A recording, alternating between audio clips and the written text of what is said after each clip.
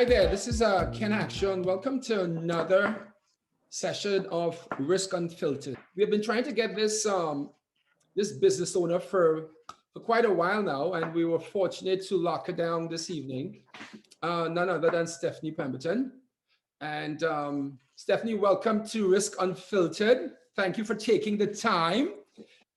So Stephanie, for the folks who may not know much about you, why don't you tell us a little bit what you do and how you do what you do? Sure, no problem. So I'm really glad to be here today. It is my day off today, so Great. I get to talk about risk and business in a more casual setting, which is nice. So my businesses are basically, I have 4 different companies. One of them is called Bad Granny Media. So we do media production, film, and we basically do that for companies. So we market their products and stuff like that. There's another company called Decoded, which is a TV show on real estate design, construction. You could find that on decodedcaribbean.com. It really explores the entire real estate and architectural landscape in the Caribbean and the individual identities that come from really amazing, great architects and designers here. There is also another show that we have that is just Bad Grannies. And then there's Planting Seeds, which I'm sure we're going to be talking a lot more about in this session, which is an entrepreneurship development company, TV show, magazine, and also recently in the past year, a digital marketplace with a trajectory for us to do a lot more in terms of creating the ecosystem, collecting financial information, distributing grant funding with different partners, and just playing our role in terms of development. So that's basically what I do. And wow. Those are the and you still had time to take a day off today? I did. I had to, because as an entrepreneur, you go every single day. There's troubleshooting, there's people, there's staff, there's sales, and how fast everything progresses really depends on how fast you are able to push. So I constantly am pushing every day, which is so do you still consider yourself an entrepreneur, or do you consider yourself a business owner, a mature business owner? Do you still see yourself as operating in the entrepreneurial space? Yeah, I mean, all of the businesses are all set up and they function. A lot of them can function. Most of the functions are done without me now, but I 100% still see myself as an entrepreneur, because within every business, while we've already have an established base, there is still growth potential in different sectors of every business that I own. That's interesting. Innovation, there's constant change. It's good to have a really diversified set of business segments in your company, because when one goes down, more than likely the other one brings it back up. So I spread my risk out a lot in terms of what the functions of the company does and how they all feed into each other. So yeah, I do consider myself that. I mean, I think a lot of people get to the phase where they end up building something great and then they just become a check signer, know? Okay. And so is it that you consider yourself an entrepreneur because you are still growing? Because you are, so you're not on the job today, but the business is functioning, yes? The operations continue, yeah?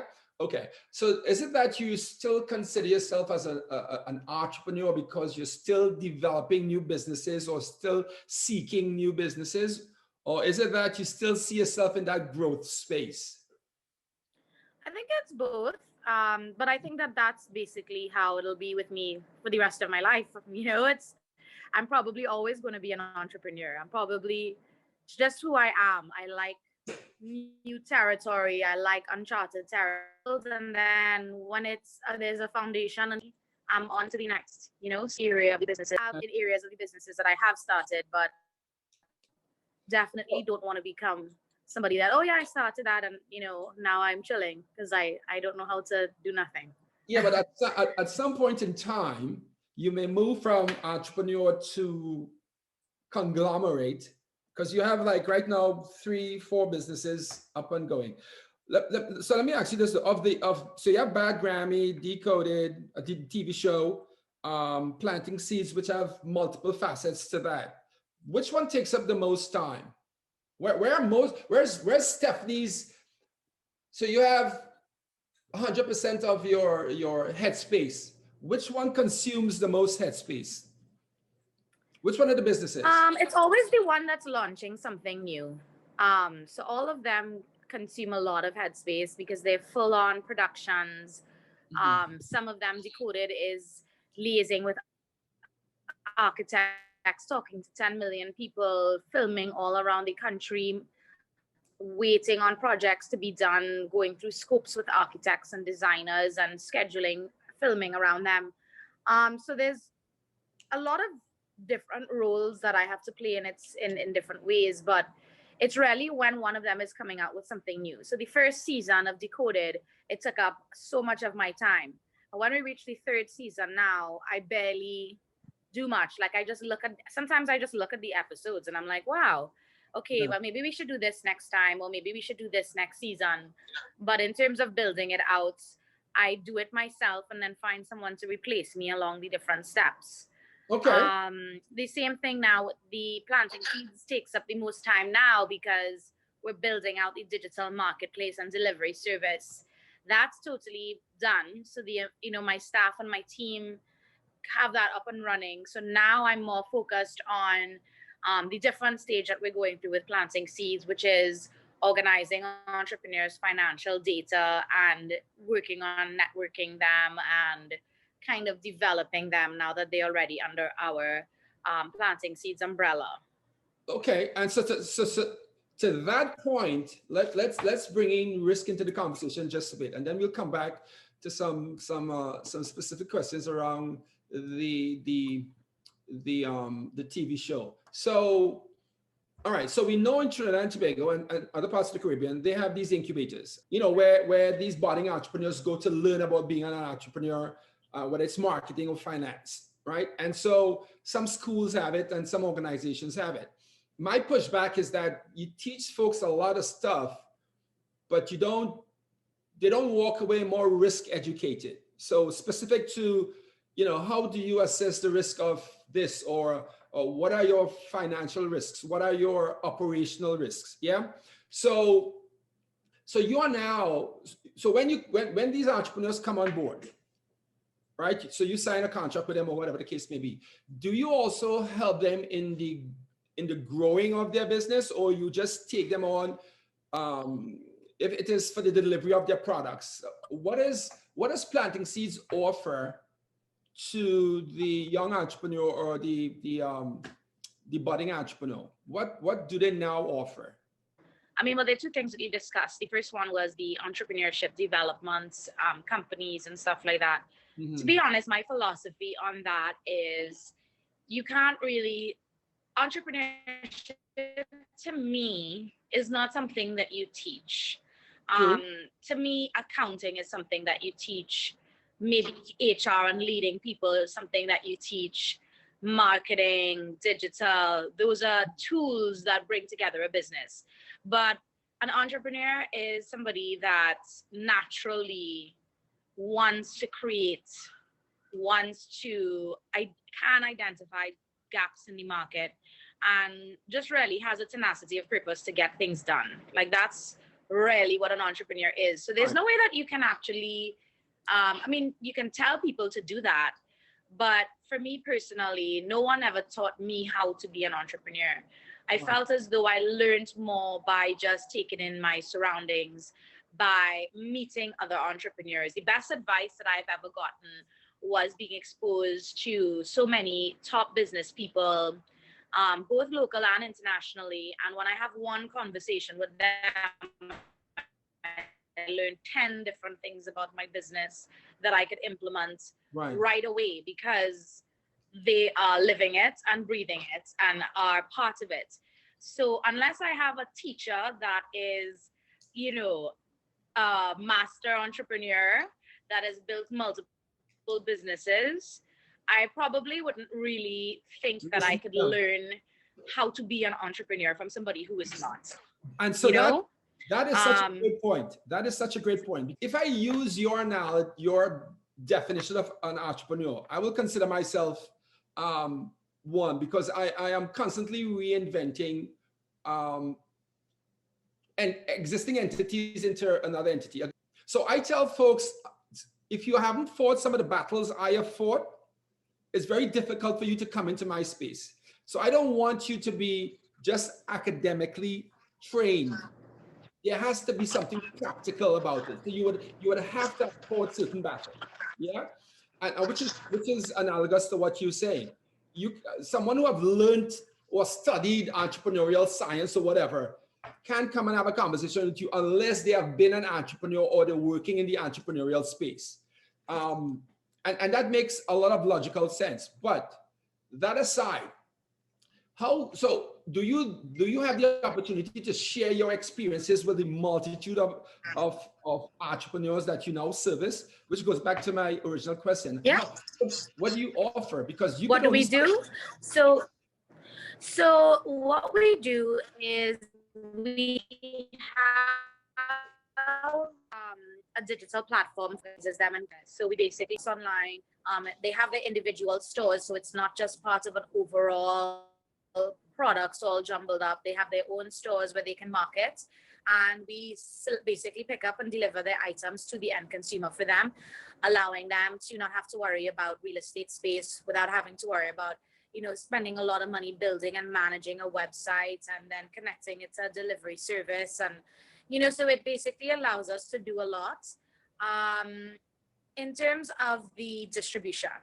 Then when you get into the Planting Seeds network, we have multiple groups. We put people into batches, and then we have different campaigns that we run every single month. So right. One will be an Easter campaign. Who wants to be part of the overall Easter campaign?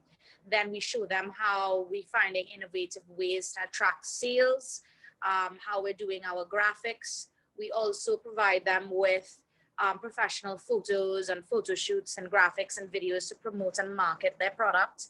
And they learn from a lot of these natural group sessions that come along from actually us selling. So they are getting not just feedback from a marketing, business, sales perspective, but they're seeing that feedback transition into us using it to reach the end consumer. So it's almost like real life learning.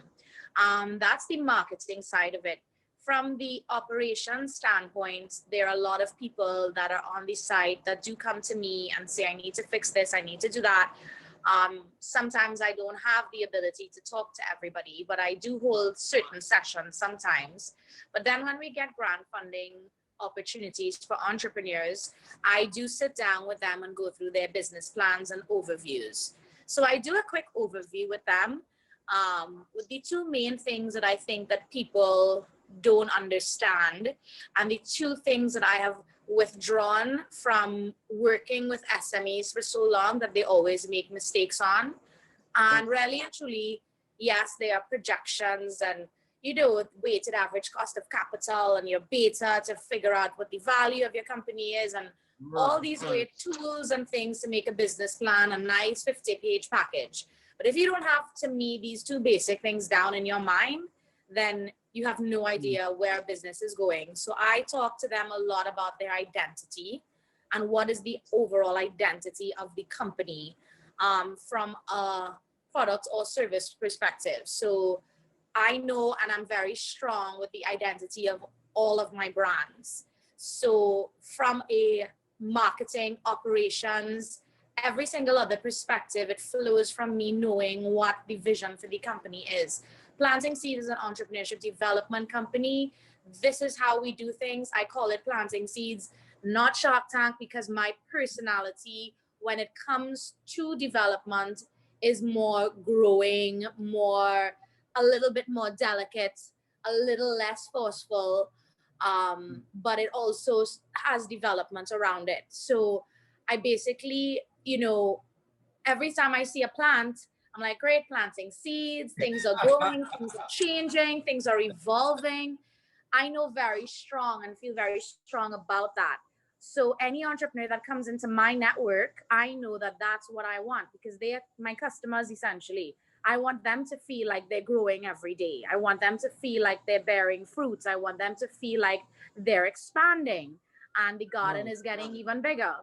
So when you have that overall understanding of what your brand is, whether you are selling, you know, whiteboards or jars or granolas, whatever it is you're selling. The point is that if you understand why you're selling it and you have a real purpose behind selling that particular item, you're going to be really successful, and your marketing campaigns coming out of that will just start flowing because you're already connected to what you're doing. The second mistake people always make is their costing. They just don't cost their products good. They don't include many of the times their own personal labor. Yeah. And so you held it along that space as well? Yeah, I go through full cost analysis with them, and we price out their products. We take a look at competitively what the market is offering, what are the strengths and weaknesses of their competitors. So as a small business entering a market that has a big global players around it, how do you enter that market successfully?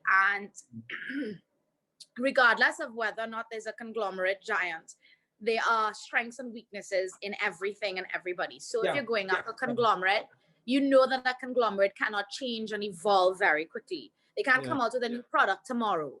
So if they have branded flavors that they do all the time, boom, you come out with a fusion mix and push it really, really hard so that you start owning that little product line and people look at you for the fusion. It's going to take them a little while to catch up and execute that globally. So there's plenty spaces where you can look at your competitors. So who are your, specific to planting seeds, and then we'll talk about Bad Granny, but who do you consider competitors for the planting seeds business in Trinidad and Tobago and the wider Caribbean? Who's like your number one competitor? Or do you now just like own that space? Well, to me, then it goes down to me knowing my brand. Okay. My brand naturally says entrepreneurship development. So anybody that is interested in entrepreneurship development, to me, is not a competitor. They are helping me build an ecosystem that I'm trying to create.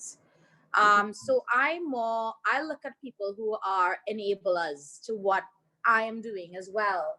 But there are different institutions that come out in the entrepreneurship space, and they want to, they take the grant funding out there, they take the financing that's out there, and then they spend so much of it on things that entrepreneurs don't actually need.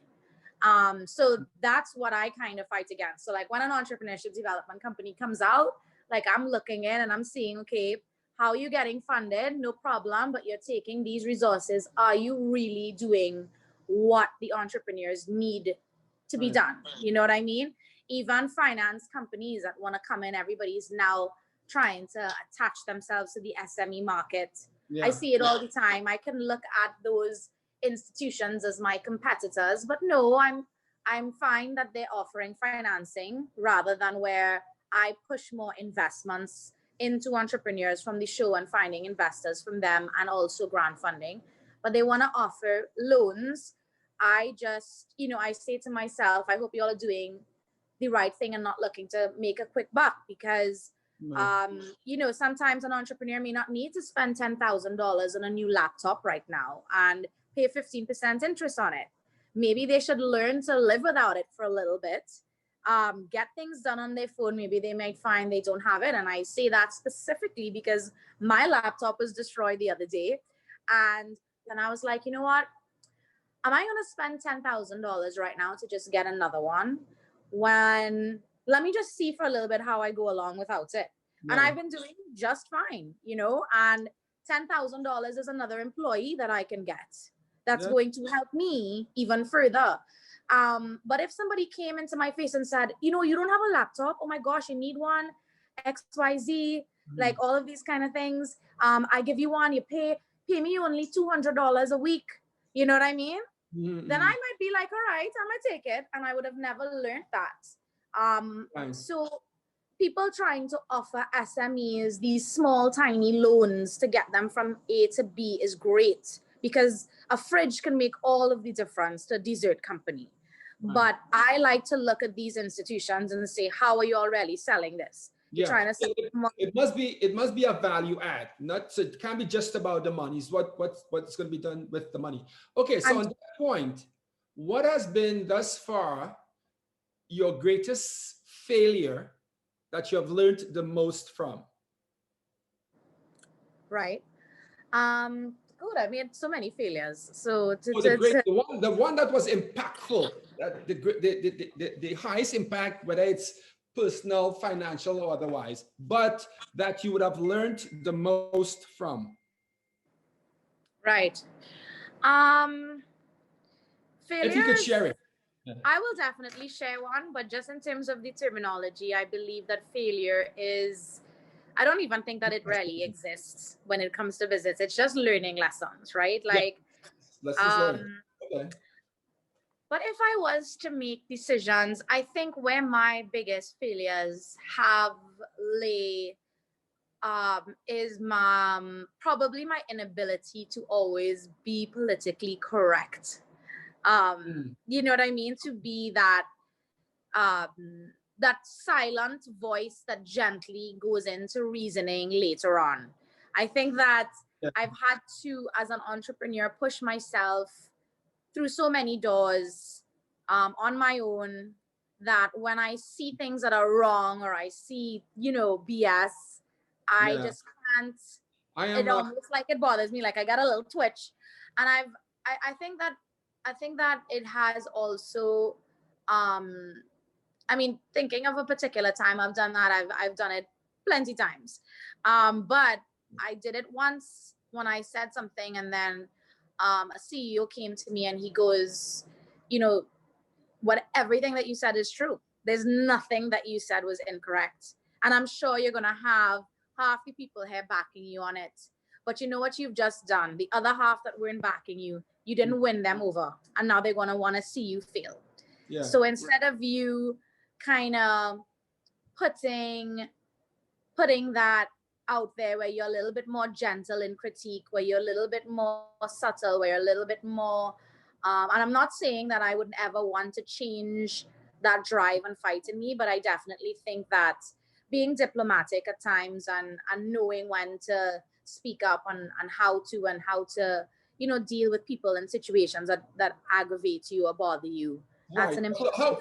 how then do you impart that learned experience to the entrepreneurs that are part of planting seeds? So whether it's the aesthetics, how you look, how you sound, how you present, because having a product, being an entrepreneur, having a product is one thing, right? Having the other soft skills that go with it is another, because you have to sell both yourself and your product. So how have you taken that learned experience? Not saying that you're now going to be like a soft-spoken pushover. I oftentimes say to folks that the line of business I am in is to step on toes, unfortunately. I'm not in the hug up and love up kumbaya business. How do you convey to or share that learned experience to tell them, well, listen, how you present yourself, how you sound is a part of being an entrepreneur? And is that a Yeah, difficult task? it is a difficult task, because you have to know when to speak up, you have to know when to not speak, you have to know how to get allies, how to building a business and building a conglomerate, or even if you are a CEO and you're hired to build a company, it's almost like you are a leader of a tribe.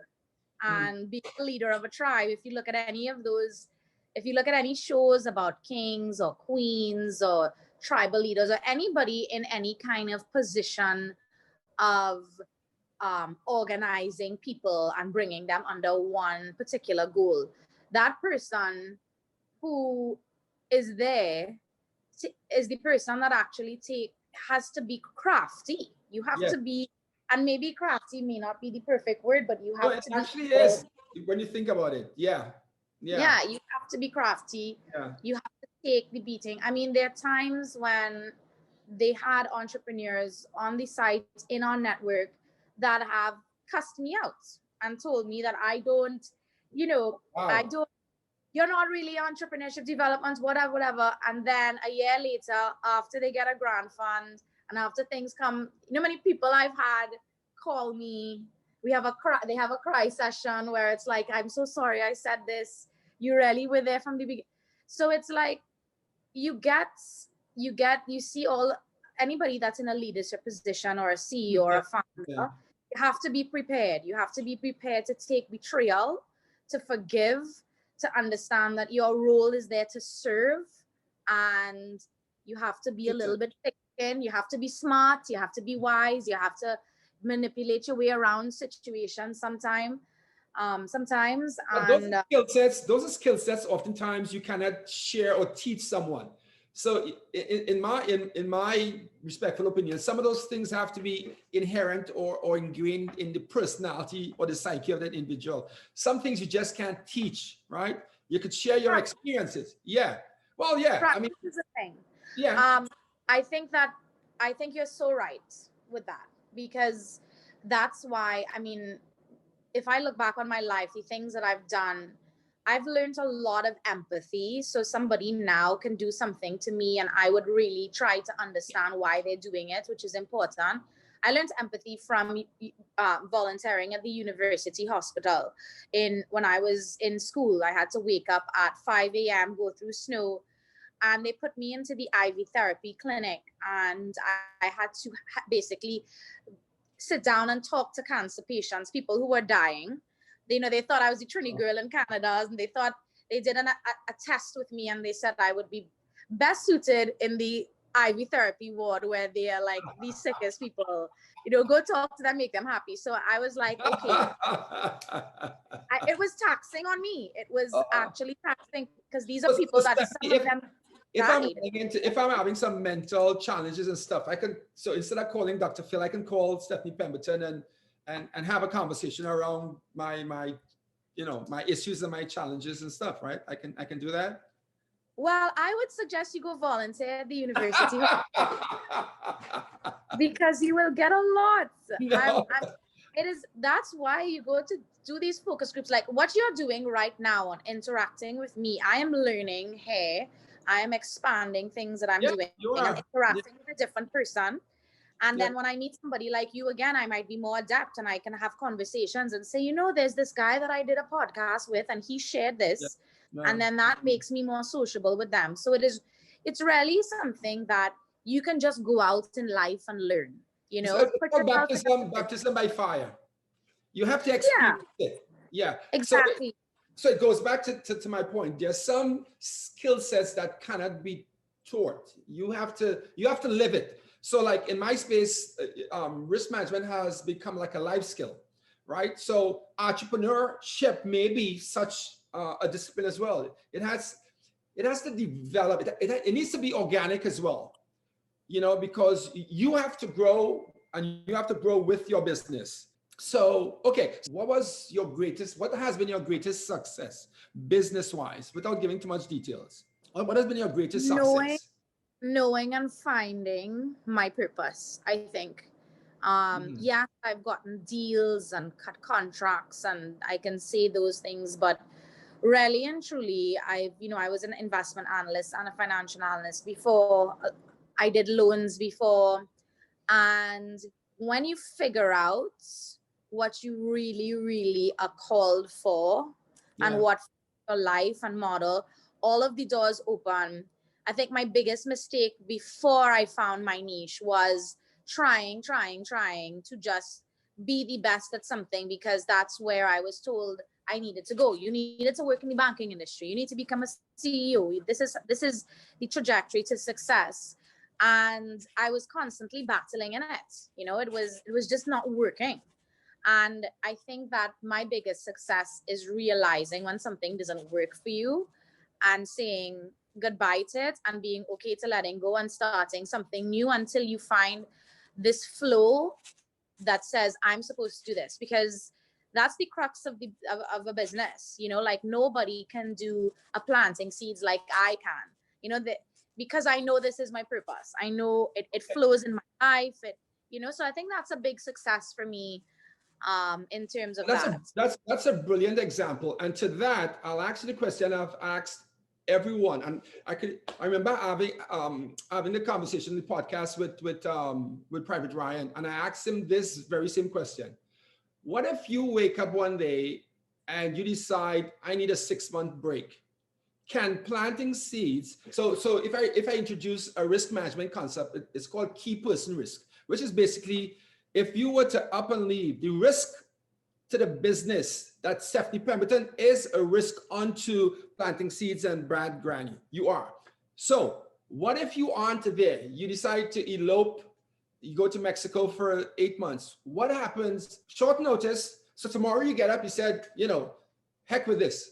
I need a sabbatical, and you leave. What happens to planting seeds, Bad Granny, and all of these subsets? What happens? I think something great happens. There are times where I picked up and I left for 4 months, and when I come back, I'm like, what happened here? What happened here?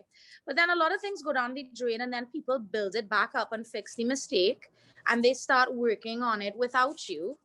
And I think that my businesses definitely will survive. There will be elements that may fall a little bit, yes. Okay. But if you're not periodically taking those breaks from your business, and if you're constantly slaved down and tied to it every day, then you should know you become the biggest risk to your business. All because right.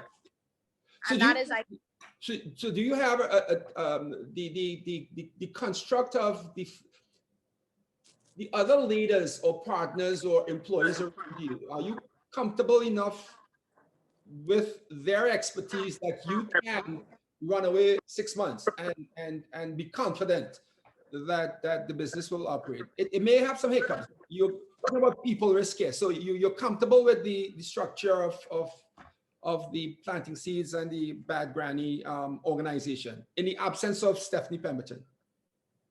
Yeah, I'm comfortable with it. Definitely comfortable with it. I mean, planting seeds right now is going on to another new project where we are working to build out another part of the site that allows us to work with the financing side of the businesses, and also for us to do the mentorship side, which is what we've been doing for 4 years, but now digitized. But I mean, so that might fall if I left tomorrow. But yeah, the existing projects that were there from before, they would be able to move on and survive.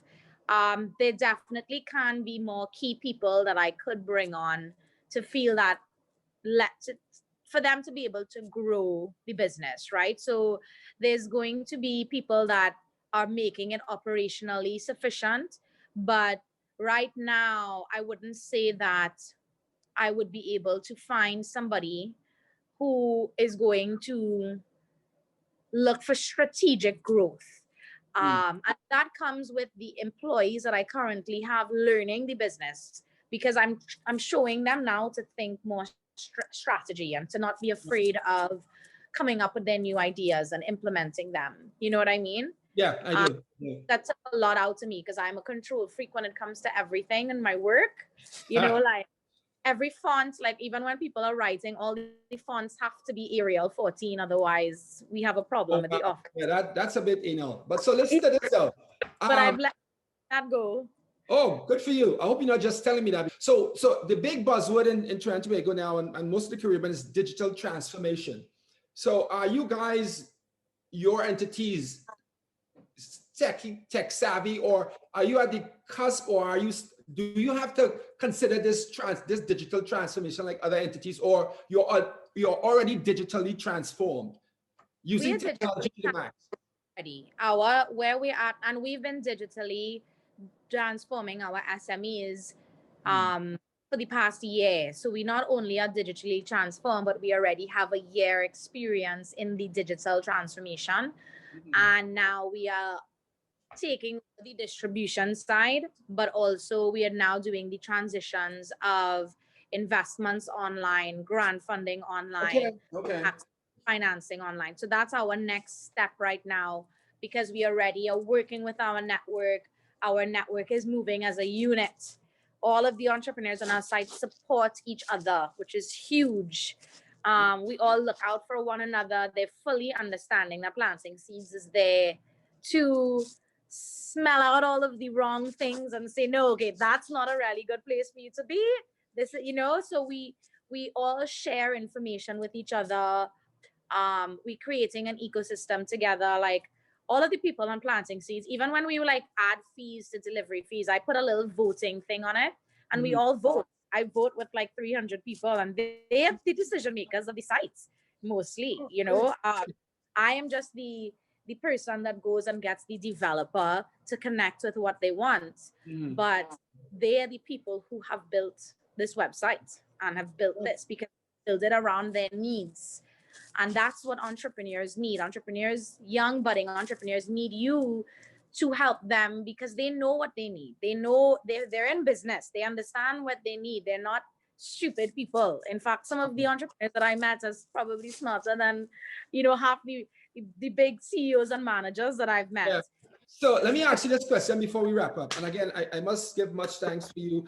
And we have, I think, one of your clients, customers, follow entrepreneurs online. So we usually end with a small Q&A depending on the timing. But I'm not going to ask you to give advice as to what to do. But tell the listening folks, budding entrepreneurs, what not to do. Okay. What not to do to succeed. What not to do to succeed. Don't burn your bridges. Okay. Personal or professional? I would say a little bit of both because your okay. work too. Okay. Right. Yes. Don't burn your bridges. Don't hire the wrong people as much as possible. Don't think that you are either too big or too small for anything.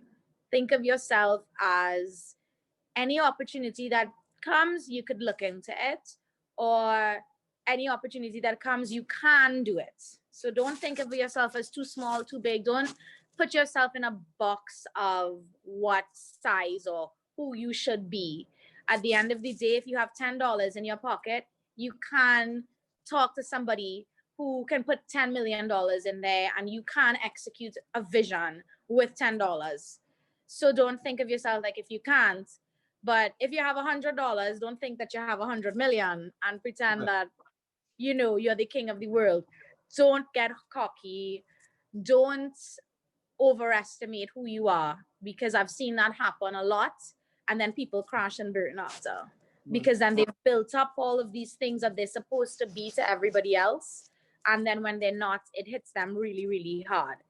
So become something first and then after say, yep, I did that. And then there's no expectation anymore. You're free to go do something else because people already know you for it. You're not constantly struggling to catch up for something that you said that you were going to do. So don't ever. That's an interesting don't do list. Very interesting. Yeah, very interesting. So, Shauna, do you have a question for Stephanie? I want just to comment on the last point that you made in terms of not putting yourself out there to be something that you're not, and then having to play catch up, with that image that you put out. That is very key. Interesting. I've seen that a lot as well too. So yeah. So let's put Stephanie on the spot, Shauna. How has that experience being part of Planting Seed for you? It transformed things for our business, honestly. Ooh, you go, Stephanie. Because it started during the pandemic time when it was difficult for us to even try and get into stores. So we had an avenue where we could get into the hands of, we'll get our product into customers' hands. That really turned things around for us in 2020. So I'm very grateful. Good. Well, a testimonial. Do you know who Shauna is, Stephanie? Yes. Yeah, I know. Okay, cool. So yeah. So that company, we tend to do some work with them. So how, and this is like I'm getting, as they say on television, in my ear to wrap up. But during COVID, how have you helped? Wrong question.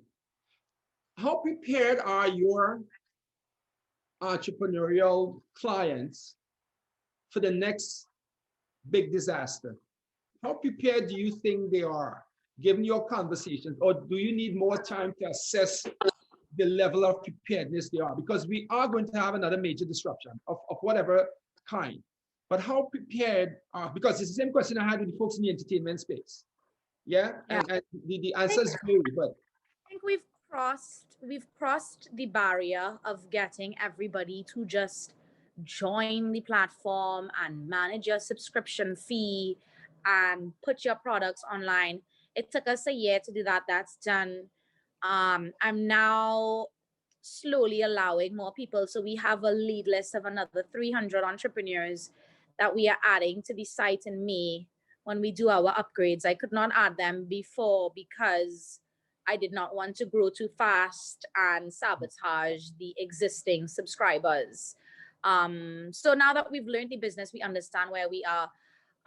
With the new site in April, when they're going to be able to do their product ordering together, so supply chain management. okay. So now somebody like Shauna may say, I want to buy a certain amount of bags. And she has that as one of the things that she needs on the system, on the list. There's going to be places where everybody inputs data as to what they need. And then we group the purchases. So now Shauna, instead of her having to buy, 15 bags at a higher price, we batch it with the other entrepreneurs and we can now order hundreds from XYZ, or even raw materials, ingredients, those kind of things. So we are building an ecosystem that I think is going to be very strong for anything else that would happen, because it's empowering the small businesses to work together as a unit, keeping them under one umbrella, working as a unit.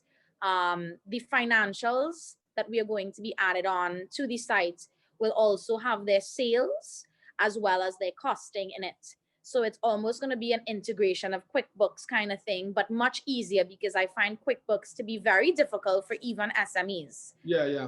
It's a little complicated. Yeah. If you don't know what you're doing. So we're working with Aegis Business Solutions to develop the back end to make sure that people understand that if they put something into this little box here, that's what it actually means. This is a raw material cost. This is not an overhead that goes into your expenses. This Right. is you pricing out your product. So we're doing a lot of that because my goal is to be able to build a network of the people who need to support each other.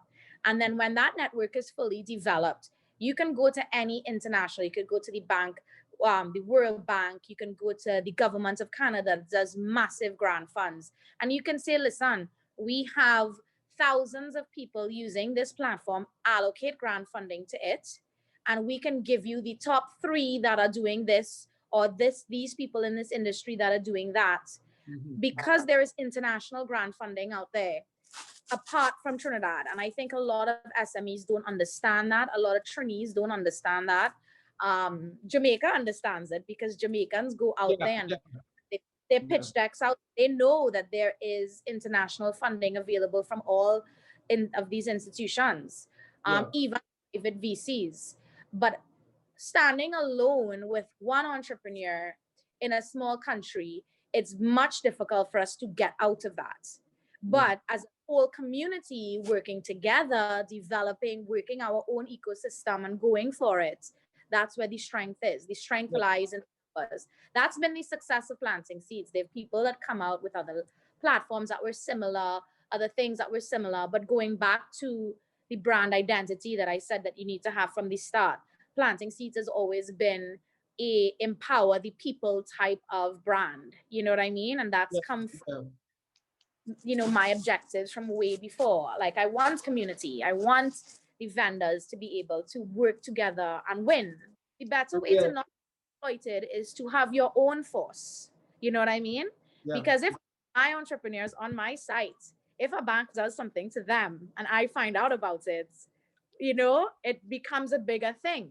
A bank and an institution didn't want them to get funds into their accounts because they weren't as yet a company registered business. They told me about it. Well, I rocked up in there And I said, well, why are you doing this? They said, well, they didn't have the account. And I was like, well, how long does it take to open an account then? Why are you taking 5 weeks to open an account for this person? Yeah. And in the end, you're not finding a solution for them. And why is we're letting them run their business without a business bank account for the past 10 years? You know what I mean? Yeah. And now you're them at the last minute. Have you ever gone to the registrations office and tried to register a business yourself? That's why we hooked up with the Ministry of Legal Affairs, because I was like, this cannot happen. This needs to be much easier, you know. And they were like, Stephanie, we're doing all of these great things. We're digitizing that too.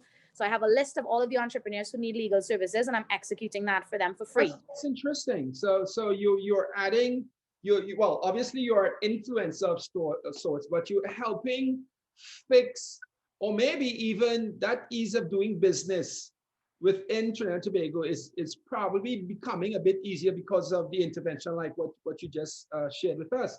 And that's a beautiful thing. So you're not only a service provider, you are an influencer in the sense that you're helping entrepreneurs get the job done. Yeah, I would say planting seeds is the influencer. You know what I mean? You are not planting seeds. No, I don't like to like that. Well, no, I am saying that. Not you. Not you're not saying it. That's coming from Ken Hackshaw. So yeah. So I'm not talking about any inanimate company name. It's a person, and you need to, and you should get kudos for that, because oftentimes, you know, so Newton's laws of motion says that object stays at rest until it gets kicked in the ass. And many of the institutional structures and the way things are done needs to be kicked in the butt. And oftentimes it takes someone from the outside doing it. And planting seeds does just that. And that's why we get their attention. But it's because the entrepreneurs are all understanding and that we're working together. I can't go and tell the CEO of a bank something, I mean, just by myself, but I can when you are doing this to 300 people in an ecosystem that I have already known about. And now you have to fix it. The problem is not that one guy. The problem is you. So it gives you more strength. Yeah. But I definitely, you know, the whole influencer thing, me personally, I was president. You don't have to agree. Just accept it and move on. You don't have to agree. So, but you are, and you know what, Stephanie? So I can talk about this for the next hour and a half, but you have things to do, and I'm being pulled elsewhere. So I want to thank you so much for taking the time. We have been trying to do this. And for those listening, I have a bone to pick with Stephanie, where she left us hanging to a major thing, but she's going to make up this year. I'm going to make up for that. Sorry, I wanted to be there. Yeah. I know things need to go. You have so many. You're wearing so many hats. So we are proud of what you're doing, but obviously you're cognizant of the dependency that the 300 entrepreneurs have now on planting seeds, like Shauna, who's here. So they are dependent on you and your entity, Planting Seeds, providing those services for them to excel and to succeed. The next time we chat, we will speak to, how are you protecting the Planting Seeds from strife and from the outside in and from the inside out. So Stephanie Pemberton, it was so good talking to you. Go forth and continue to grow and multiply the business. We will chat at the other end. All right. Okay. Bye. Bye. Thank you. Cheers.